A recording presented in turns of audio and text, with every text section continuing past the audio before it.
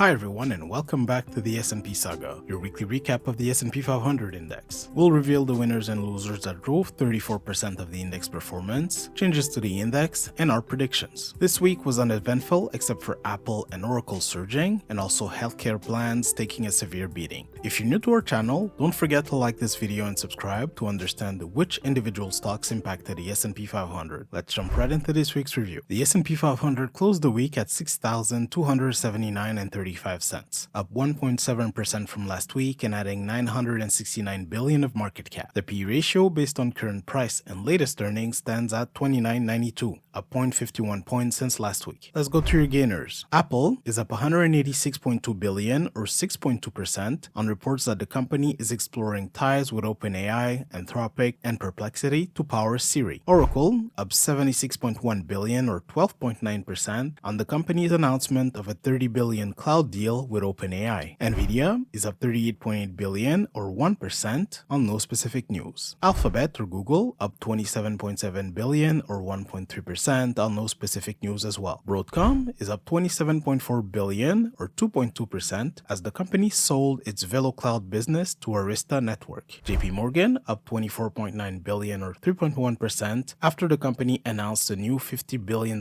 share buyback program. Microsoft is up $21.6 billion or 0.6% on no specific news. Visa is up $19.6 billion or 2.9% on no specific news. Mastercard up $16.3 billion or 3.3% on no specific news as well. Bank of America is up $13.6 billion or 3.8% on no specific news. Moving on to your losers. Meta is down $36.8 billion or 2% on no specific news. Note that the company continued to aggressively hire OpenAI researchers. Tesla is down $27.2 billion or 2.6% on concerns over the rollout of the robotaxi service in Austin. Netflix is down $11 billion or 2% on no specific news. Centene down $10.3 billion or 38.3% after the company pulled its 2025 earnings guidance after announcing slower Obamacare growth. AMD is down $9.6 billion or 4.1% on no specific news. GE Aerospace down $8.2 billion or 3% on no specific news as well. Elevance Health down $7.6 billion or 8.9% on likely contagion from the Centene's drop. Fortive down $6.3 billion or 25.9% after completing its spin-off of its Reliant business. Williams Companies down $4.9 billion or 6.4% on no specific news. And finally, Boston Scientific down $3.3 billion or 2.1% on no specific news as well. This week, there was one change announced to the S&P 500. Juniper Networks up 8% over the past year after the company was acquired by HPE Enterprise. It will be replaced by Datadog, up 15% over the same period. Q2 2025 earnings season is almost here, with one member releasing earnings last week. Two S&P 500 members will release earnings during the week ending July 11th, 2025, but they are not interesting enough. And now, let's follow up on our predictions. Here's how the 6 S&P 500 members that we're tracking are doing so far. For the companies announced on June 28th, Lululemon is up 5%, Kraft Heinz is up 4%, and UnitedHealth is flat. For the companies announced on May 30th, Norwegian Cruise Line is up 25%, Halliburton is up 10%, and Expedia Group is up 6%. Which company do you think will top the list next week and why? Let us know in the comments below and subscribe to our weekly updates. To find out why Nvidia and Amazon were up last week, you should watch this video next.